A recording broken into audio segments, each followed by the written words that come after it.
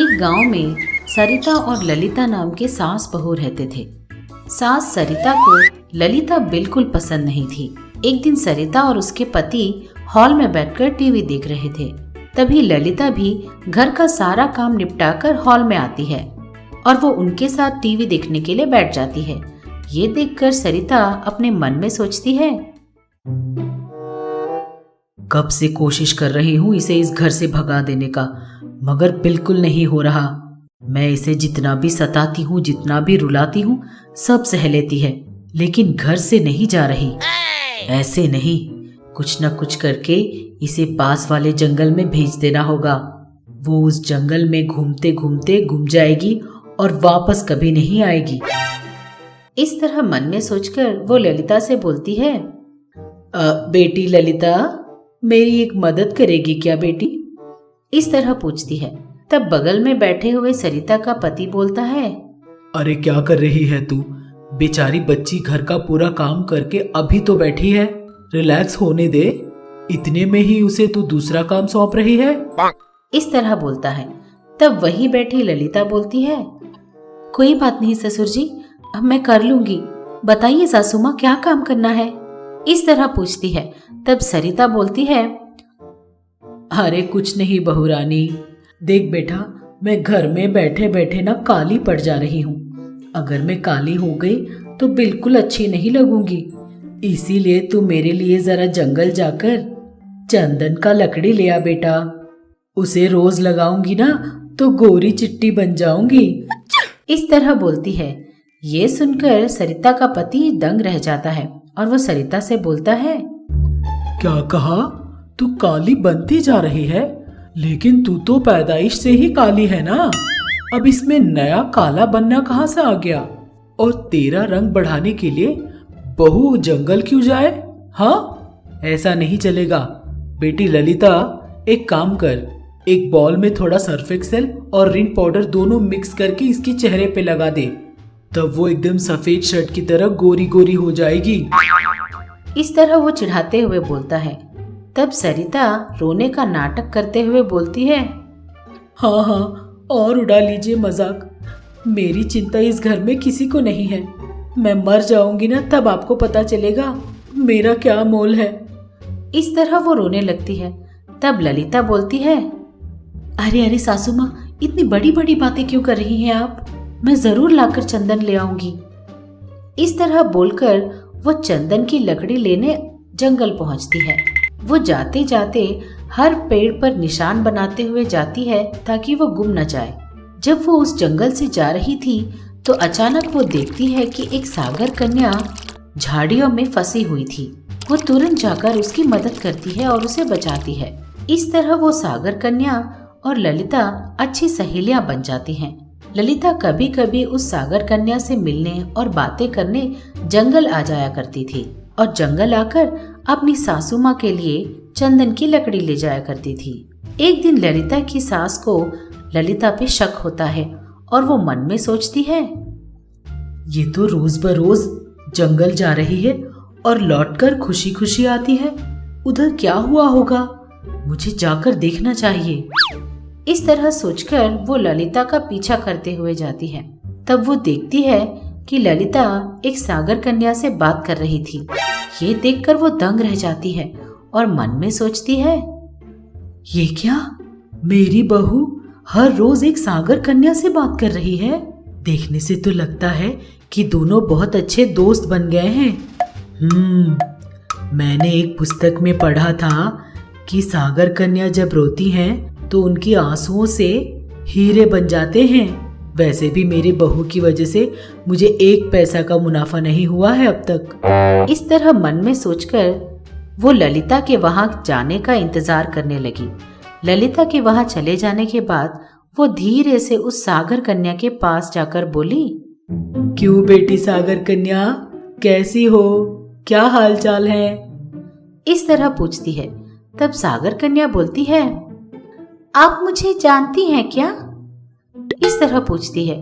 तब सरिता उसे किसी भी तरह रुलाने की कोशिश में बोलती है, अरे मैं तुम्हें क्यों नहीं जानती? तुम सागर कन्या हो ना। तुम आधी मनुष्य और आधी मछली हो। लेकिन बेटा एक बात बताती हूँ, मेरी समझ में ये नहीं आ रहा कि तुम्हें जिंदा रहने का मन कैसे करता है। इस तरह आधा आधा भी कोई जीवन होता है? तुम इस तरह आधी आधी पैदा ही हुई हो या खाना भी आधा आधा ही खाती हो? वही मेरा मतलब है, आधा मनुष्यों का खाना और आधा मछलियों का खाना। इस तरह वो सागर कन्या से बोलती है। तब सागर कन्या बोलती है, आप इस तरह मुझसे क्यों बात कर रही हो? मैंने तुम्हारा क्या बिगाड़ा है? आप इस तरह बात करके मुझे दुखी करना चाह रही हो ना? इस तरह वो बोलती है। तब सरिता मन में सोचती है, हाँ, सचमुच अच्छा वर्कआउट हो रहा है। लगता है ये सागर कन्या बड़ी सेंसिटिव है। अपना डोज और थोड़ा बढ़ा दूंगी ना तो ये पक्का रोने लगेगी। इस तरह सोचकर वो उसे और डांटने लगती है। तब बेचारी सागर कन्या सचमुच रो पड़ती है। उसकी आंखों से आंसू टपकने लगते हैं। ये देखकर सरिता जोर से चिल्ला उठती है। इसके चिल्लाने की आवाज सरिता की बहू ललिता को सुनाई देती है और वो अपने मन में सोचती है, अरे ये क्या? ये तो मेरी सासू माँ की आवाज है। एक बार चलकर देखती हूँ। ऐसा बोलकर वो सागर कन्या के पास वापस आती होती है। सागर कन्या के रोने की आवाज से सागर कन्या के पिता समुद्रराज वहां पहुंच जाते हैं और अपनी बेटी को रुलाए हुए सरिता की ओर वो गुस्से से देखते हुए बोलते हैं, इतने सालों में मेरी बेटी को जितने भी दुख मिले उसने कभी आंसू नहीं बहाए, कभी नहीं रोई। लेकिन तुमने अपनी गंदी जुबान से मेरी बेटी को कोसा और उसे इतना रुलाया। तुम आज से एक मछली की तरह इस पानी में रहोगी, यही मेरा श्राप है। इस तरह वो श्राप दे देते हैं। तब सरिता मन में ऐसा सोचती है, अरे अरे, मैंने तो सोचा था रुलाने से हीरे आएंगे, इसने तो मुझे श्राप दे दिया। ऐसा सोचकर वो मन में दुखी होने लगी कि तभी वहां ललिता पहुंचती है। ललिता को सारी बात समझ में आती है और वो हाथ जोड़कर समुद्रराज से प्रार्थना करने लगती है, प्रणाम समुद्रराज, शांत हो जाइए। मेरी सासू माँ की गलती को माफ कर दीजिए। मेरा मुंह देखकर उन्हें छोड़ दीजिए। इस तरह वो उनसे प्रार्थना करती है। तब समुद्रराज ललिता से बोलती है, तेरी सास घमंडी है, इसने मेरी बेटी को रुलाया है। तूने कहा ना कि वो तेरी सास है, इसलिए मैं उसे छोड़ देता हूँ, लेकिन उसके बदले तुम्हें मछली बनना पड़ेगा। इस तरह समुद्रराज बोलते हैं। ये सुनकर ललिता तुरंत मान जाती है। ये देखकर सरिता बहुत दुखी होती है और मन में सोचती है, ये क्या, मेरी बहू मेरा श्राप खुद ले रही है। मैंने कितनी बड़ी गलती कर दी। मैंने इसे अपने घर से निकाल देना चाहा। मुझसे बड़ी पापी इस दुनिया में कोई नहीं होगी। इस तरह वो मन में सोचकर दुखी होने लगी। तभी सागर कन्या समुद्रराज से बोलती है, पिताजी पिताजी, इस एक बार के लिए उन दोनों को छोड़ दीजिए। वो ललिता है, उसने मेरी जान बचाई है। मेरे लिए इन्हें माफ कर दीजिए और छोड़ दीजिए। इस तरह वो अपने पिताजी से प्रार्थना करने लगी। अपनी बेटी की बात सुनकर समुद्रराज ने ललिता और सरिता को छोड़ दिया। तब ललिता सागर कन्या को गले लगाकर उसका धन्यवाद करती है और सरिता ललिता को पकड़कर माफी मांगती है। इस तरह उस दिन के बाद से ललिता और सरिता बड़ी खुशी खुशी साथ रहने लगे। आलसी पत्नी। एक गांव में शंकरैया और पार्वतम्मा नाम के पति पत्नी रहते थे। शंकरैया बहुत मेहनती था और बहुत काम करता था, लेकिन पार्वतम्मा बहुत आलसी राम थी। वो घर के सारे चीजें वहीं की वहीं छोड़ देती और कोई भी घर का काम नहीं करती थी। अपनी पत्नी के आलस को देखकर शंकरैया को बहुत गुस्सा आता था। एक दिन शंकरैया बाहर से घर के अंदर बड़ी हड़बड़ी में आ जाता है, लेकिन पार्वतम्मा आंगन में किसी काम से ले गई मूसल को अपने आलस की वजह से वहीं छोड़ देती है। इस बात से अनजान शंकरैया उस मूसल पर पैर रख देता है और बेचारा फिसल कर गिर जाता है। तब वो गुस्से से अपनी पत्नी से बोलता है, हाय राम, मैं तो मर गया। तेरी अकल क्या घास चरने गई है? आंगन में रखा मूसल तुझे दिखाई नहीं दिया? हाय राम, ये कैसी मूसल है? इसने मेरे पति की कमर तोड़ दी। हाजी, मैंने उसे देखा था, मगर मैंने सोचा कि बाद में निकाल लूंगी, लेकिन मैंने नहीं सोचा था कि आप इसी बीच घर आ जाओगे और इस पर पैर डालकर गिर जाओगे। अजी, बहुत ज्यादा चोट आई है क्या? अरे तेरी पति भक्ति को मेरा प्रणाम। नीचे गिरने से चोट नहीं लगेगी तो क्या पैसे मिलेंगे? इस तरह शंकरैया अपनी पत्नी को खूब खरी खोटी सुनाकर उससे परेशान होकर एक जगह जाके बैठ जाता है। वहीं से जाता हुआ कोटैया नाम का आदमी शंकरैया को देखता है और उसके पास आता है। अरे शंकरैया, अरे इतना क्या सोच में पड़ गया यार? क्या बात है, क्या हुआ? इस तरह पूछता है। तब शंकरैया बोलता है, अरे क्या बताऊं कोटैया, मेरी पत्नी की आलस दिन ब दिन बढ़ती ही जा रही है। मैं तो बहुत परेशान हूँ कि उसके इस आलस को मैं कैसे छुड़वाऊं। ये बात सुनकर कोटैया को कोई बात याद आती है और वो शंकरैया की तरफ देखते हुए बोलता है, अरे शंकरैया, अपने गांव के जो मंदिर है ना, उसमें एक स्वामी जी पधारे हैं। वो स्वामी जी बहुत महिमा वाले हैं। एक बार तू जाके उन स्वामी जी से मिल ले। शायद तेरी पत्नी के आलस के लिए उनके पास कोई जादू हो। कोटैया की ये बात सुनते ही शंकरैया बहुत खुश हो गया। तूने सचमुच बहुत अच्छी सलाह दी है यार। मैं अभी तुरंत मंदिर जाकर उन स्वामी जी से मिलकर अपनी समस्या का समाधान मांगूंगा। ऐसा बोलकर शंकरैया वहां से चला जाता है। वो स्वामी जी से मिलने के लिए मंदिर पहुंचता है। जब वो मंदिर पहुंचता है तो स्वामी जी एक पेड़ के नीचे ध्यान लगाकर बैठे हुए थे। शंकरैया जाकर स्वामी जी के सामने अपने हाथ जोड़कर प्रणाम करता है। स्वामी जी, कहते ही स्वामी जी आंख खोलकर देखते हैं। बेटा, कौन हो तुम? स्वामी जी, मेरा नाम शंकरैया है। मेरी पत्नी का नाम पार्वती। आजकल मेरी पत्नी का आलस इतना बढ़ गया है कि वो घर के काम काज भी नहीं कर रही। आप कृपा करके उसका आलस दूर करने का कोई उपाय बताइए स्वामी जी। इसीलिए मैं आपके दर्शन के लिए आया हूँ। शंकरैया की बात सुनते ही स्वामी जी धीरे से मुस्कुराते हुए बोलते हैं, तेरी समस्या मेरी समझ में आई है बेटा।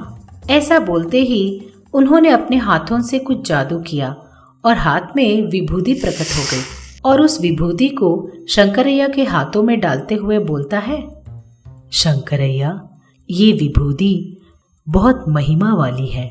इस विभूति का सेवन आलसी लोग करें तो वो सोना भी भूल जाते हैं और काम में लगे रहते हैं, और अगर यही विभूति मेहनत करने वाले खाएं तो नींद को भूलकर काम करने वालों को भी ये आलसी बना देता है। ये विभूति बहुत ही शक्तिशाली है।